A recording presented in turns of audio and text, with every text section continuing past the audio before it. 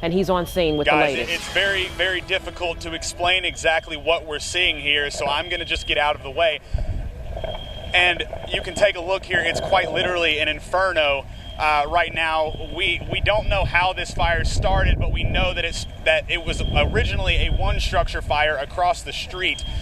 We got calls about that earlier whenever Matthew was sort of dwindling down. The winds were still very strong. We were getting calls about a structure fire. When we got here, that fire had almost completely burned out, but the embers from that structure were blowing across the street, and I was here whenever the second structure originally caught fire here, and you can see the result of that now. It's been a domino effect. It's been burning the buildings on both sides and on, and we're currently have 5 structures that are burning, including the original one.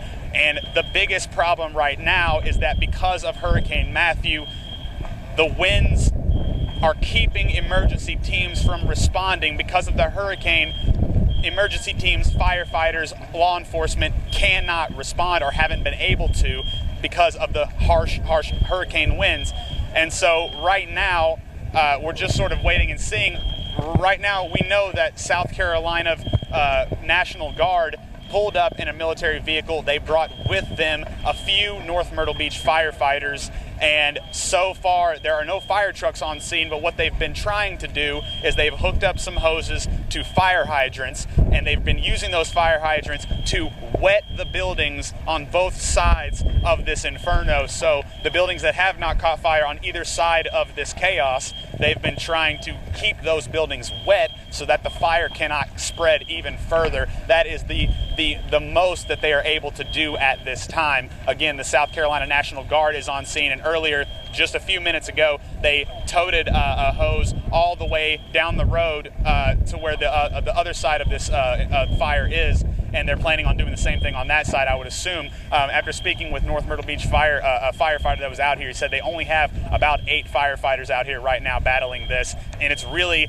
frustrating, he said, to not be able to get his fire trucks out here because of the hurricane. Now, right now, we're still getting some pretty harsh winds, but basically, they're still starting to dwindle down, but they are still very, very chaotic and very unpredictable. I mean, and you keep hearing explosions, cracks in the buildings. You keep seeing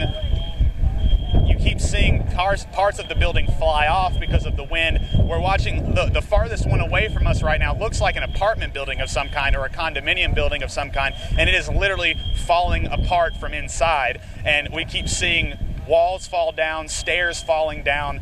You can start to see the brick structure of the buildings show themselves. And there's there are a lot of spectators standing around right now, but there's no one knows what's going on. And the biggest worry that some have is whether or not there were anyone inside, or there were any people inside of these buildings. We don't know if anyone was in the original structure. We don't know if everyone made it out safely. We hope so. We hope that no one was injured. There have not been any injuries confirmed or reported at this time, but like I said, we won't know very much for a while because emergency teams cannot respond. And I'm letting my cameraman just kind of show you what's going on here, and it is really surreal. The fires continue to burn. The trees are catching on fire. You can only imagine that the dunes behind them are burning as well because of the wind. It is really a sight to see. And we're going to keep you up to date on all of that. We're going to have more coming up at 11. But for now, I'm going to tag out. This is Josh Robertson reporting for WMBF News. All right, Josh, thank you.